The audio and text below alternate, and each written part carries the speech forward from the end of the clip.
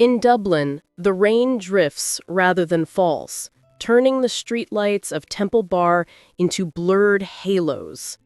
Cillian sits alone in a pub, avoiding the deafening silence of his own home, a house that has been too quiet since his wife, Siobhan, passed away. He has set a place at the table out of habit, a monument to his loss. But when a soaking wet traveler stumbles into the pub with a backpack and a ruined plan, Cillian is forced to decide whether to guard his grief or open the door. Join us for a story about the empty chair and the courage it takes to fill it. Welcome to a new episode of the English Plus podcast.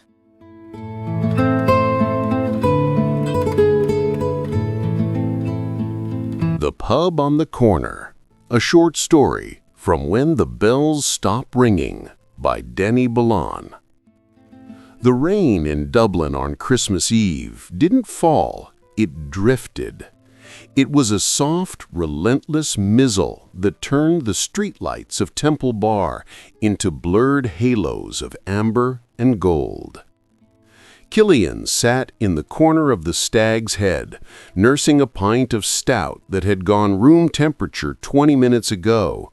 He wasn't drinking it, he was just holding the glass, grounding himself against the terrible, suffocating gravity of his own home. It was the silence that had driven him out. For 40 years, the house on Rathmines Road had been a symphony of noise. Siobhan was a woman who couldn't boil a kettle without humming, who couldn't walk through a room without rearranging a cushion or calling out a question. She was the kinetic energy of his life. Now, 6 months after her funeral, the house was a museum. The clock on the mantelpiece ticked with a violence that made Cillian's teeth ache. The roast beef he had put in the oven earlier, out of habit, or perhaps out of a stubborn refusal to let the day defeat him, smelled delicious. But the aroma only highlighted the fact that there was no one there to say, "Smells grand, Cillian." So he had turned off the oven, put on his coat, and walked to the pub. The pub was warm, smelling of damp wool, old mahogany, and yeast. It was crowded with last-minute revelers, men in Santa hats and women with flushed cheeks shouting over the noise of a fiddle player in the corner. Cillian watched them from his booth, feeling like a stone in a rushing river. Then the door opened. A gust of wet wind blew in, followed by a young man. He looked soaking wet. He was carrying a backpack that looked heavy enough to break his spine, and he stood by the door, scanning the room with wide, panicked eyes. He checked his phone, then looked at the bartender, then back at his phone. He slumped against the wall, sliding his pack to the floor. He looked defeated. Cillian watched him. He knew that look. It was the look of a plan gone wrong. "Go ask him," Siobhan's voice whispered in his head. It was so clear, Cillian almost turned around. Siobhan had been a collector of strays. If a tat sneezed 3 streets away, she'd have a saucer of milk ready. If a tourist looked lost, she'd have them in the kitchen with a map and a cup of tea within 5 minutes. "Leave him be," Cillian thought. "I'm not you, Shiv." But the boy looked miserable. He wiped rain from his eyes and checked his phone again, his shoulders shaking slightly. Cillian sighed. He picked up his pint and stood up. His knees clicked, another reminder of the year's toll, as he walked over to the door. "The buses are gone, son," Cillian said. The boy jumped. He looked up, startled. He had dark eyes and an accent that sounded Spanish or maybe Italian. "Sorry?" "The buses," Cillian repeated. "It's Christmas Eve. Dublin shuts down early. No Dublin bus, no Lewis. You're stuck." The boy's face crumbled. "Stuck? But I have a hostel in Smithfield. It is far?" Too far to walk in this weather with that load, and you'll not get a taxi tonight for love nor money." The boy closed his eyes and leaned his head back against the wall. "Madre mia," he whispered. Cillian stood there. He had done his part. He had given the information. He could go back to his booth and his flat stout. But the image of the dining table back home flashed in his mind. It was set for two. He hadn't been able to stop himself from laying the second place setting. The china gleamed under the lights, waiting for a guest who would never arrive. "An empty chair is a terrible thing to waste," Siobhan used to say. Cillian looked at the boy. "Have you eaten?" The boy shook his head. "I was going to find a shop." "Shops are closed too," Cillian said. He hesitated, the words feeling heavy and strange on his tongue. "I have a roast beef. It's resting on the counter, and I have potatoes. Too many potatoes." The boy looked at him confused. "I live just down the road," Cillian said, his voice gruff to hide the vulnerability of the offer. "It's warm, there's food, and I need the company, to be honest." The boy studied Cillian's face. He must have seen the grief there, etched in the lines around Cillian's eyes, because his expression softened from fear to understanding. "I am Matteo," the boy said, extending a cold, wet hand. "Cillian." 20 minutes later, the silence of the house on Rathmines Road was broken. It wasn't Siobhan's humming, but it was the sound of life. It was the thud of Matteo's backpack hitting the floor, the sizzle of gravy being reheated, the clink of cutlery. Matteo was a student from Argentina, traveling Europe on a shoestring budget. He talked about his family back in Buenos Aires, about the heat of a December Christmas there, about how much he missed his mother's cooking. Cillian listened. He found himself pouring wine and laughing, actually laughing at Matteo's description of trying to understand a Cork accent. When they sat down to eat, Cillian looked across the table. The second setting was no longer a monument to loss. It was occupied. The chair was filled. Matteo raised his glass. He said, "To kindness and to Siobhan. You told me she would have invited me, so to her." Cillian felt a lump in his throat, but it wasn't the choking weight of grief. It was warmer. It was gratitude. "To Siobhan," Cillian whispered, clinking his glass against the stranger's. Outside, the Dublin rain continued to fall, washing the streets clean. But inside, the fire was lit. The plates were full, and for the first time in months, the house didn't feel empty. Cillian realized that while he couldn't bring the past back, he could honor it. He could keep the door open. And as he took the first bite of the meal he hadn't wanted to eat alone, Cillian knew that Siobhan was right. There was no such thing as an empty chair, as long as you were willing to let someone sit in it.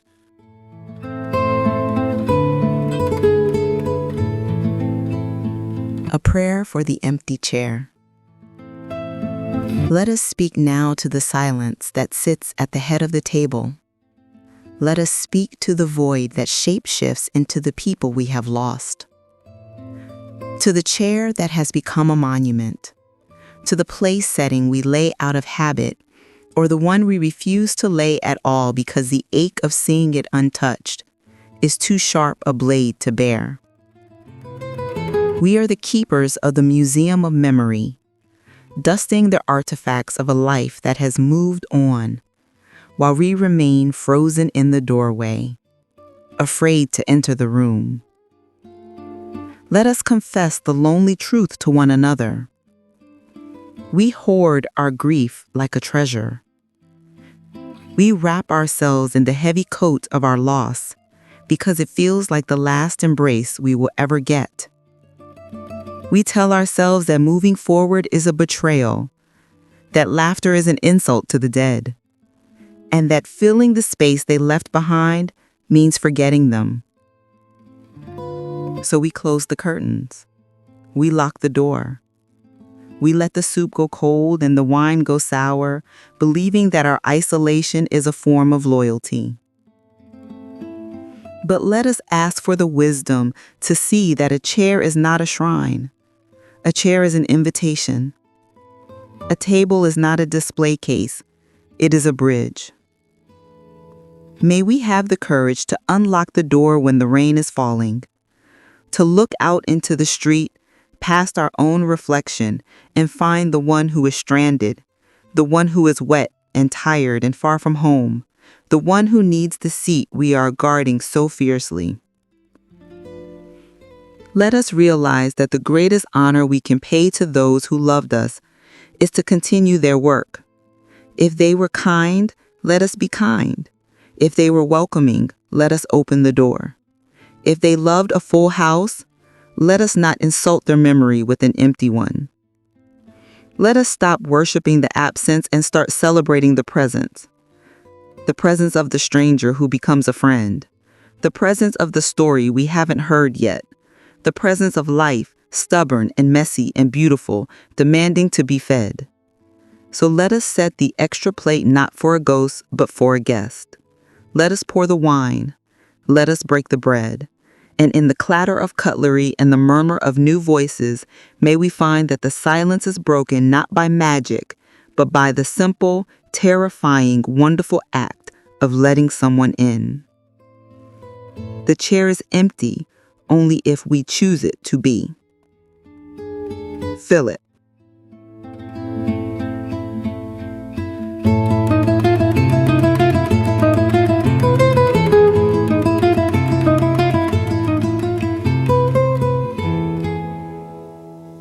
There's just something about this story, isn't there? It takes a time, Christmas Eve, that's supposed to feel so warm and bright, and it drops you right into this landscape of cold and isolation and this really profound grief. It's demanding, right, from the first sentence. It really is, but what I think is so masterful is how it manages to pull the protagonist, Cillian, and by extension, us, out of that frozen state. You feel the melancholy, but by the end, you're left with this, this deep, unexpected sense of grace. A journey. It is a journey from those cold, damp Dublin streets to a hearth fire that's been reignited, not just physically, but, spiritually. Well, you said it.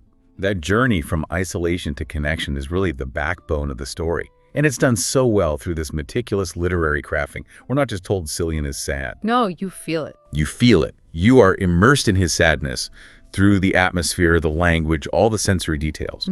So if we really want to understand the shift he goes through, we have to start where he starts. In the grip of that Dublin Christmas Eve. In that unrelenting, damp grip. Okay, so let's focus on that opening description because the author uses the weather. It's not just background, is it? It's a complete reflection of Cillian's inner state. Oh, absolutely. We're not dealing with some dramatic storm. It's something quieter, almost more insidious. It's that soft, relentless mizzle. That phrase, soft, relentless mizzle, is so evocative. And for anyone listening who really wants to get into the nuances of English, mizzle is the perfect word. Right. What exactly is it? It's essentially a fine, misty rain mixed with a light drizzle. And it's not the violence of a downpour, that forces you to act immediately. It's a non-violent, gentle persistence. So why is that so important for the story? Why not just say it was drizzling? Because a drizzle, it feels light, maybe temporary. Mizzle suggests something you just can't escape. It's pervasive. If it's raining hard, you run for cover, right? If it's mizzling, you gradually get soaked without even realizing it. It creates this constant sense of damp, cold melancholy that just wraps around the city and, more importantly, wraps around Cillian's mood. So it's the physical version of his sorrow. That's a perfect way to put it. It's this constant, low-level sadness he can't shake off no matter where he goes.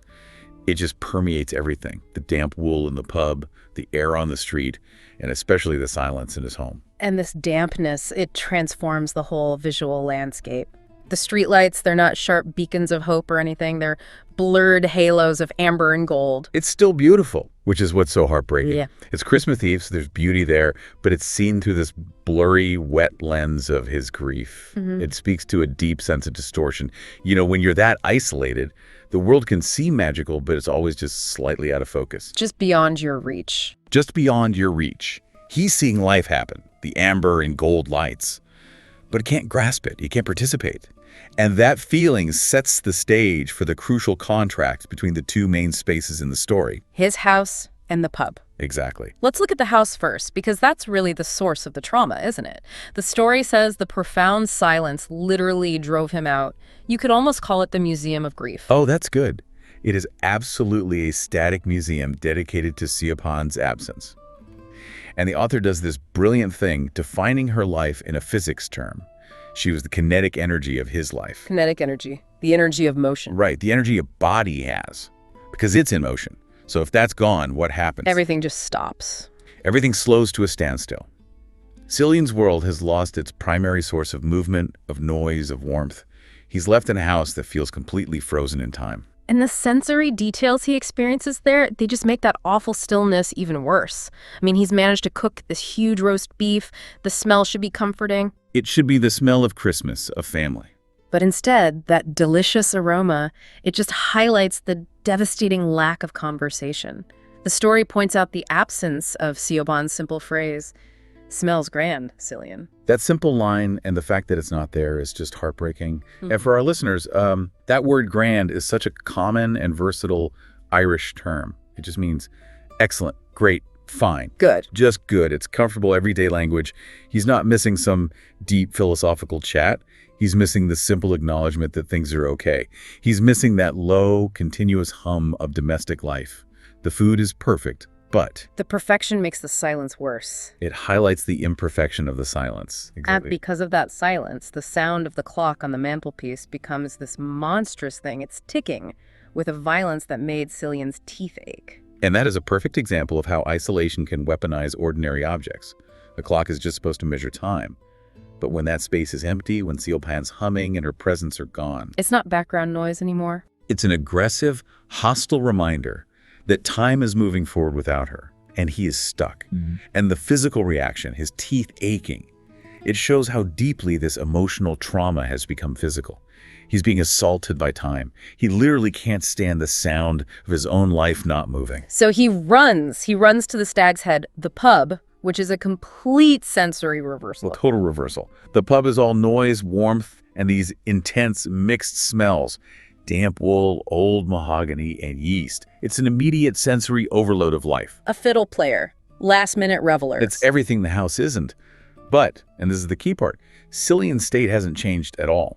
He's described as feeling like a stone in a rushing river. He's in the middle of life's current, but he's not moving with it. Exactly. He's there, he's surrounded by the party, but he is fundamentally completely unconnected. And the most telling detail for me, that little nugget of insight into his character. The drink. The drink. He's nursing a pint of stout that has gone room temperature. I mean, think about that. How long has he been sitting there just staring? Hours, maybe. A stout going room temperature is a sign of profound mental absence. He ordered it for comfort, maybe, but he hasn't even been present enough to drink it. He's just clinging to the cold glass on the edge of the crowd, completely checked out. He went there to escape the silence, but he brought his own silence with him. Which brings us squarely to Cillian himself. He's a figure paralyzed not just by sadness, but by what the story calls the terrible, suffocating gravity of his home. It's not just that he's stuck. It's like an active force is pinning him down. That phrase, suffocating gravity, is so essential. Grief in this story is treated like a physical law. It's a weight that stops him from doing anything. He knows he should go home, he knows he should eat, but the effort it would take to fight that gravity, it feels impossible. He's just existing in this emotional stasis. Yes, and he's using the noisy pub as a buffer against the pain waiting for him back at the house. But the story gives us the counterforce, and it's the memory of Siobhan. It's not just a source of pain for him, it's the only thing that can generate new kinetic energy in his life. She's gone, but she's still his moral engine. It's a brilliant dramatic mechanism, isn't it? The silence drove him to the pub, but it's the voice of her memory that drives him to action.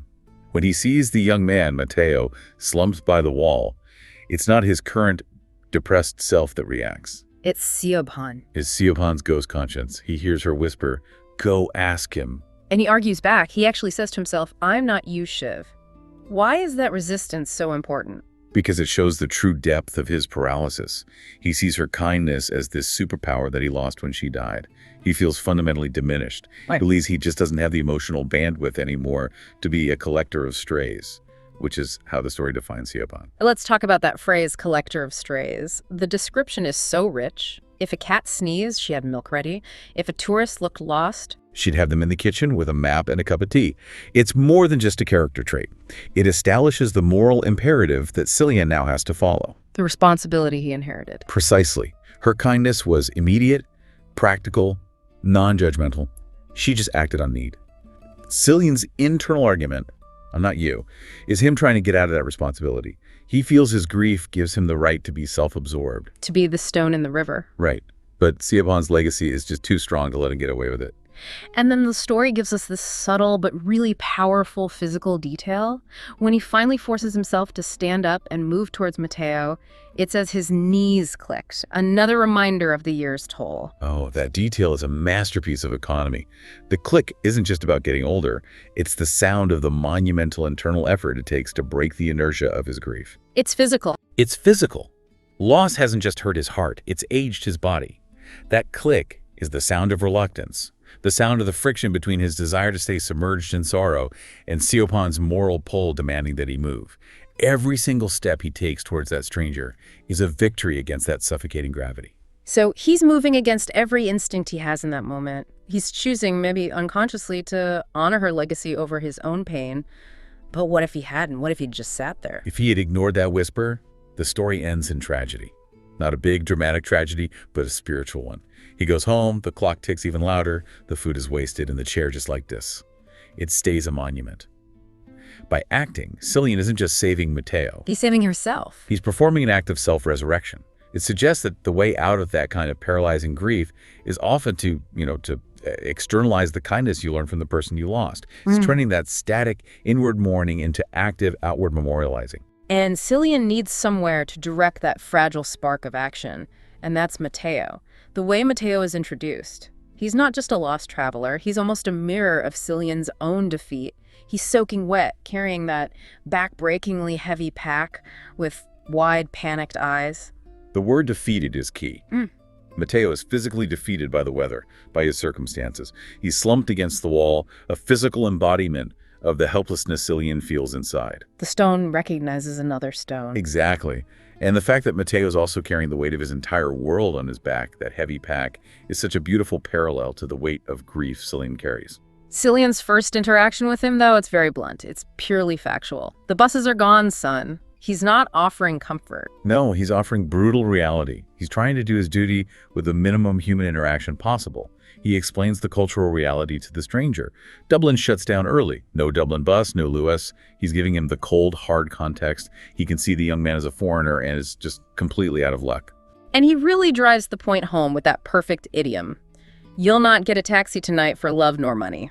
Let's just unpack that a little for our listener. It's a fantastic, old-fashioned, emphatic idiom. For love nor money. It means that getting something is completely impossible no matter what you do or what you offer. Cillian is telling Matteo in no uncertain terms that his problem cannot be solved by normal means.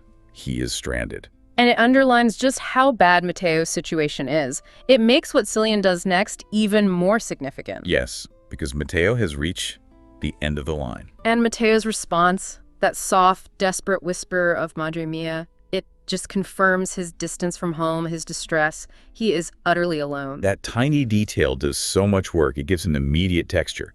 We later find out he's an Argentine student traveling on a shoestring budget. Meaning he has very little money. Extremely little. And this contrasts so sharply with Cillian, who has a home, food, resources, but lacks spirit. They're both bankrupt, just in different currencies. This is the moment Cillian could just walk away. He's given the facts. But then the story brings back that image. The dining table, set for two. The empty chair. It's the visual anchor of Siobhan's moral compass. It reminds him that the roast beef isn't comfort, it's a symbol of his loneliness. And he realizes, in that moment, that the solution to Matteo's external problem no food, no shelter, is also the solution to his internal one. The crushing silence in the empty chair. Exactly. And the invitation he makes is wrapped in this wonderful gruffness, trying to mask his own deep need. He starts with logistics. Too many potatoes. I live just down the road. But then he pivots to the raw emotional truth. I could use the company, to be honest. That, to be honest, is the key that unlocks the whole thing. It's Cillian admitting his own vulnerability, admitting that this isn't just about generosity, it's about self-preservation. Right. It transforms the interaction from charity into a mutually beneficial exchange. He needs that chair filled just as much as Mateo needs the warmth. It's an invitation to share life, not just food. And that shared vulnerability is what Mateo sees. The text says he looks at Cillian's face and his own expression softens from fear to understanding. He sees the grief. That is the moment of true connection. Mateo realizes Cillian's offer is driven by a need as deep as his own. They stop being stranger and helper and become two human beings sharing a space because they both lack something vital. And that understanding allows them both to step across the threshold. Absolutely. The act of giving here isn't transactional, it's restorative. Cillian is restoring his house to its function, and Mateo is restoring Cillian's ability to feel human again. So Cillian takes Mateo home, and now we get to the core symbol of the whole story, the empty chair, and Siobhan's mantra, an empty chair is a terrible thing to waste. Cillian initially set that table for two as a direct ritual of his pain. Yes, and in that moment, it was a monument to loss, a static, defiant act against death. He was honoring Siobhan by keeping her space untouched, revered, vacant. But that action, even though it was driven by love, was just reinforcing his sorrow. It was turning his dining room into a shrine. Instead of a place of sustenance. But the genius of the story is how quickly and physically that changes the moment Mateo arrives. The chair stops being a monument and becomes occupied. It becomes a symbol of new life. The transformation of the house is so immediate, so audible. The oppressive silence is broken, not by Siobhan, but by the sounds of life. The thud of Mateo's backpack hitting the floor, the sizzle of gravy being reheated, and that glorious clink of cutlery. The house is resurrected by noise and by function. And we have to contrast those sounds with the violent ticking of the clock you heard earlier. The clock was abstract, painful time. Whereas the clink of cutlery is concrete, necessary living time. Precisely. The violence of the clock is replaced by the necessary, comforting messiness of living. He lights the fire, that primal symbol of home and warmth.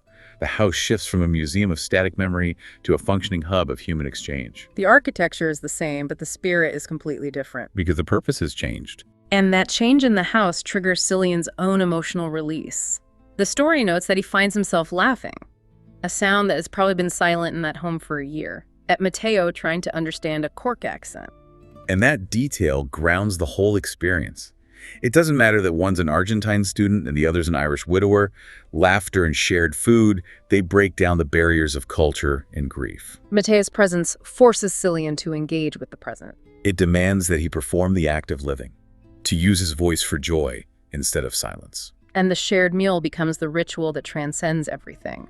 When Cillian looks across the table, the second setting isn't a painful reminder anymore. It's occupied. And this is where the story gives us its definitive thematic statement, and it comes from Mateo's toast.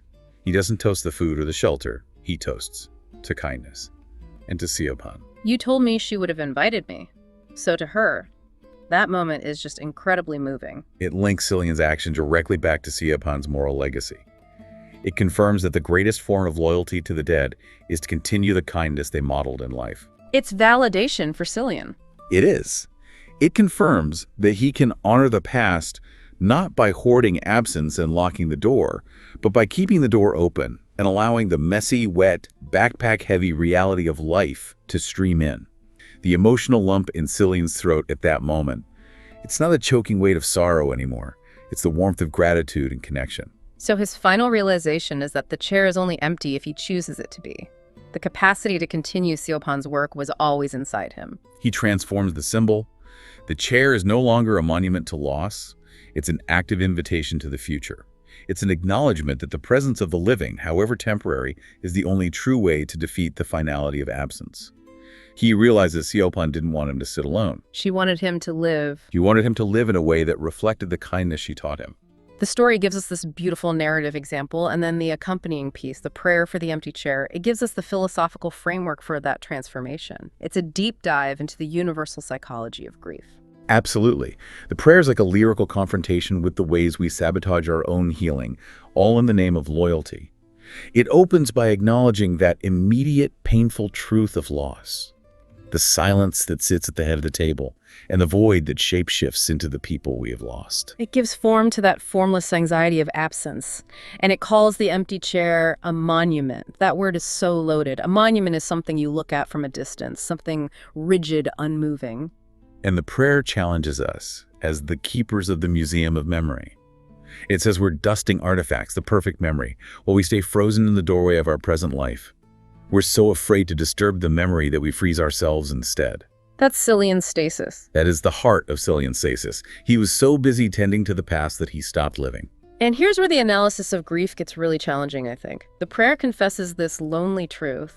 We hoard our grief like a treasure. We wrap ourselves in the heavy coat of our loss because it feels like the last embrace we will ever get. This is such a crucial, often unspoken insight into mourning. Why do we cling to the pain? Because the pain is the undeniable proof of the love we shared.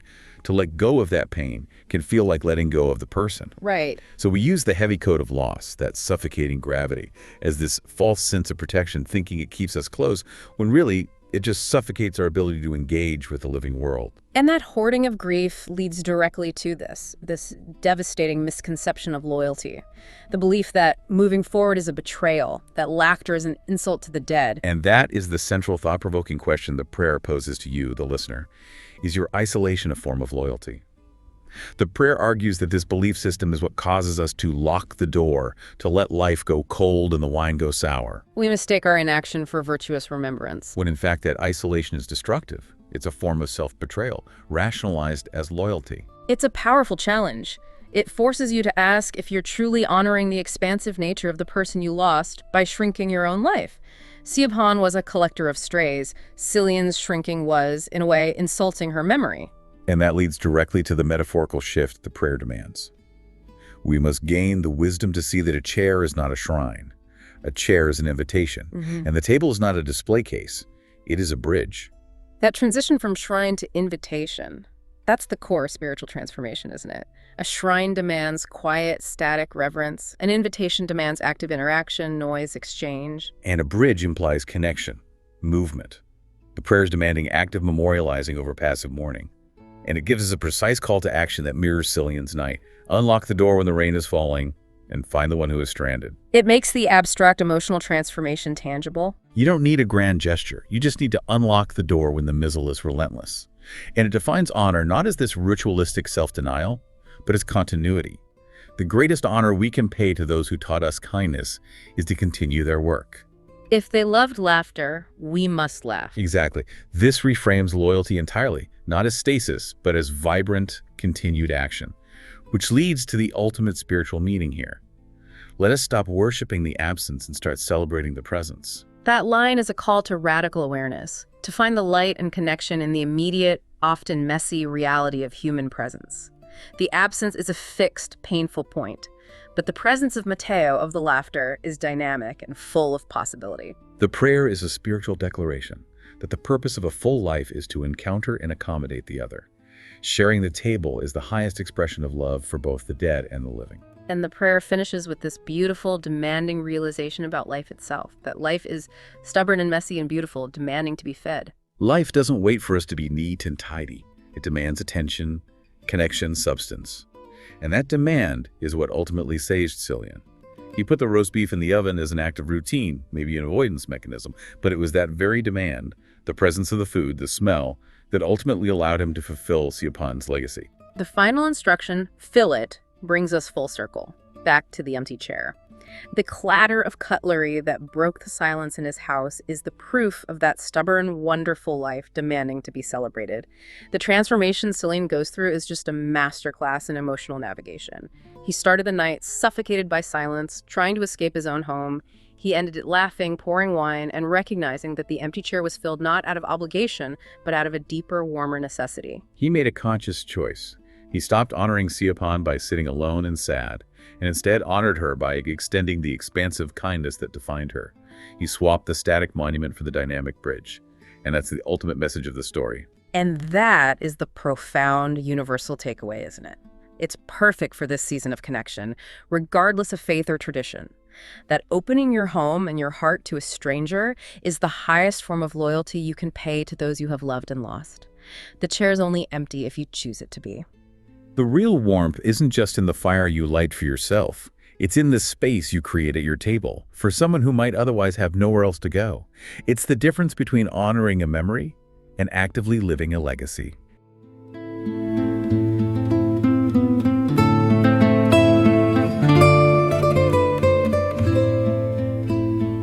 We hope you related to this story. If these moments of quiet connection and hope resonated with you, we're thrilled to tell you that the full collection, When the Bells Don't Ring by Dani Ballin, is now available on Amazon and everywhere books are sold. Dani wrote this book to bring a little light to the quieter, sometimes harder moments of the season. It makes for a truly meaningful Christmas gift for anyone who loves literary fiction and heartwarming tales. You can find the link to buy or gift a copy right now in the description. Thank you for listening and for reading. We'll see you in the next episode. Never stop learning and hoping with English Plus Podcast.